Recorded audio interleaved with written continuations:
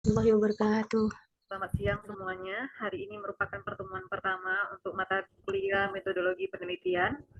Nah, mata kuliah ini termasuk mata kuliah yang penting karena ini berkaitan tentang tugas akhir, yaitu skripsi. Nah, skripsi inilah yang nanti yang akan mengasah kemampuan kalian memahami metodologi penelitian. Jadi kalau kalian mau bisa buat skripsi, maka kalian harus betul-betul mempelajari atau membahas atau mendalami mata kuliah kita untuk setiap materinya. Nah, jadi untuk pertemuan pertama hari ini kita akan membahas terkait tentang RPS dan kontrak perkuliahan ke depan. Oke, langsung saja Ibu sharekan RPS kita. Oke, sudah nampak semuanya? Sudah, Bu. Oke, sudah. Sudah, Bu. Nah, mata kuliah metodologi penelitian ini ada 3 SKS, jadi 2 teori, 2 tentang praktikumnya. Praktikumnya itu membuat karya tulis dalam bentuk penelitian. Jadi di sini nanti kalau kalian memang betul-betul ingin mampu membuat skripsi sendiri, maka setelah dari proses pembelajaran metodologi penelitian, kalian sudah memiliki satu bentuk skripsi dan itu nanti bisa kalian ajukan pada semester ke-8 pada saat pengajuan judul skripsi. Dan ini merupakan modal kalian untuk mata kuliah akhir atau tugas akhir skripsi tentang penelitian. Di mana di sini kita akan bahas pertemuan kedua itu konsep dasar penelitian keperawatan. Nah, ada komponen-komponen materi khususnya lagi, ada 3 komponen materi. Nah, ini kalian bisa lihat sendiri. Nah, kemudian pertemuan kedua minggu depan ini ada 9 komponen materi dari konsep dasar penelitian keperawatan. Nah, kemudian masuk ke minggu ketiga, ini ada ada 3 komponen materi, jenis penelitian, langkah-langkah penelitian, ruang lingkup penelitian keperawatan. Nah, ini kita bahas di minggu ketiga. Kemudian untuk minggu keempat ada perumusan masalah dan tinjauan pustaka. Nah, di sini nanti di tinjauan pustaka kita akan membahas dari awal ya, dari awal pembentukan skripsi atau pembuatan karya tulis akhir, itu kita akan menggunakan referensi yang namanya aplikasi Mendeley. Di mana aplikasi Mendeley ini digunakan untuk memberikan referensi sehingga memudahkan bagi penulis atau peneliti untuk memasukkan referensi-referensi atau daftar pustaka ke dalam pembahasan penelitian. Nah, kemudian untuk pertemuan minggu kelima, ini ada kerangka teoritis dan penyusunan hipotesis.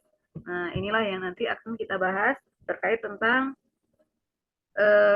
hipotesis-hipotesisnya karakter ini juga merupakan sangat penting. Kenapa sangat penting? Dari sinilah kita bisa mengetahui metode apa yang bisa digunakan untuk penelitian. Nah, kemudian pertemuan minggu ke-6 itu terkait tentang populasi, sampel, dan sampling. Jadi populasi, sampel, dan sampling. Jadi ketika kita meneliti, maka ada populasi, ada objek yang bisa kita teliti. Misalnya nih, ada responden dari masyarakat, itu populasi. Oh, mahasiswa, kalau meneliti tentang mahasiswa. Nah, kemudian dari beribu populasi, maka kita harus menentukan jumlah sampel. Sampel itulah yang akan kita teliti nantinya untuk dalam konteks penelitian yang akan dibuatkan. Nah, kemudian untuk pertemuan ketujuh ada instrumen penelitian. Jadi instrumen penelitian ini dia tergantung dari variabel. Kalau penelitian itu terkait tentang pengetahuan, misalnya kalian meneliti tentang pengetahuan ibu hamil, misalnya tentang ASI eksklusif, maka instrumen penelitian untuk mengukur pengetahuan ibu, nah ini seperti apa instrumennya? Dia harus pakai konsep kah atau pakai instrumen penelitian yang sudah digunakan oleh peneliti sebelum yang kita teliti. Nah, kemudian pertemuan ke-8 itu ada pengumpulan data. Nah, tadi ada instrumen, misalnya kita meneliti tentang pengetahuan, maka data-data yang telah kita sebarkan dari kuesioner pengetahuan, ini nanti data ini akan kita lakukan penentuan dari datanya jenis apa, kemudian seperti apa kita melakukan pengukurannya, apakah observasi, wawancara, kuesionernya. Nah, disinilah nanti akan kita bahas. Jadi ini tolong ketika pertemuan betul-betul diperhatikan karena pada saat analisis data di sini kita akan membahas tentang uh, penggunaan aplikasi SPSS untuk mengolah data yang telah dikumpulkan melalui penyebaran kuesioner. Jadi inilah kita akan melakukan menggunakan SPSS untuk mengolah data. Nah, kemudian pertemuan 10 ini akan membedakan studi deskriptif dan analisa data dasar. Jadi nanti kita akan membuat satu kasus. Nah, dari kasus itu, maka mahasiswa nanti akan mencoba menggunakan aplikasi SPSS untuk mengolah data dari kasus dari studi deskriptif dan analisa dasar saja. Nah, kemudian pertemuan minggu ke-11, nah, di sini kita akan mempelajari tentang penelitian, asosiasi, dan uji perbedaan. Asosiasi ini berarti terkait tentang korelasi hubungan atau analisis bivariat.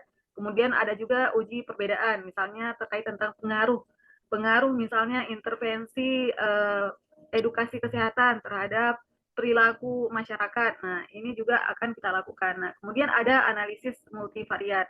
Nah, multivariat ini ada lebih dari dua variabel yang kita teliti, makanya dikatakan dengan multi.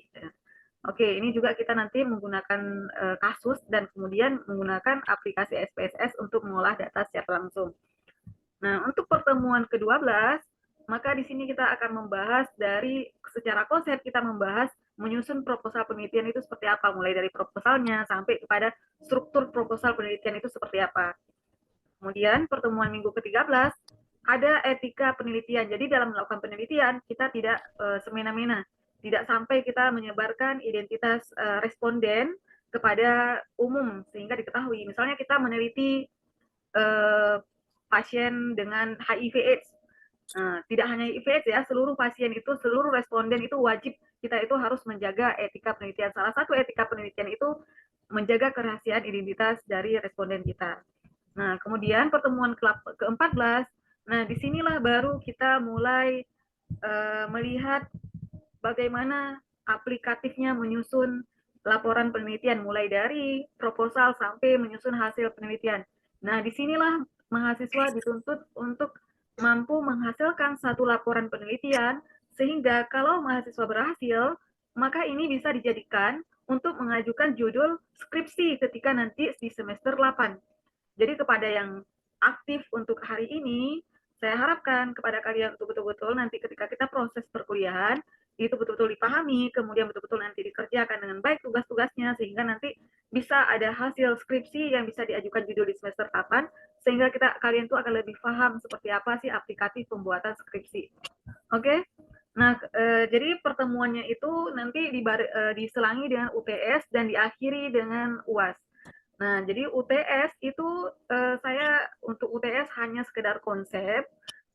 Kemudian untuk UAS itu kita akan melakukan ujian yang berbentuk kasus. Kasus itu nanti hasil olah data, gimana kalian menentukan ini itu termasuk metode apa, desain penelitiannya apa, olah datanya seperti apa, pengambilan sampelnya seperti apa. Nah, inilah hal-hal yang akan nanti bentuk dari UAS yang akan kalian menjawab nanti dalam bentuk olah data gitu dan laporan. Nah, saya proses, saya akan melakukan post test, menanyakan kembali terkait tentang penjelasan saya. Terkait tentang penjelasan materi yang saya paparkan. Nah, itu. Jadi mahasiswa dalam proses saya menjelaskan ada pertanyaan, kemudian mahasiswa setelah proses menanyakan terkait tentang materi yang saya bahas, dan di akhirnya saya akan menanyakan materi yang saya bahas, apakah mahasiswa itu betul-betul paham atau tidak. Nah, itulah proses yang akan mahasiswa jalani untuk pertemuan selanjutnya sampai akhir. Paham? Paham. Nah, untuk memudahkan kalian, apa sih materi yang Ibu jelaskan untuk pertemuan minggu depan, dan itu sesuai dengan konsep yang Ibu bahas.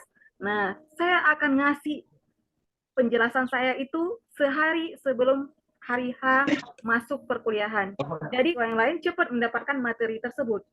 Penjelasan materi saya itu boleh kalian simak, kemudian boleh nanti kalian itu ya membrowsing lagi, mencari penambahan-penambahan sendiri untuk melengkapkan pemahaman sendiri. Waalaikumsalam warahmatullahi wabarakatuh.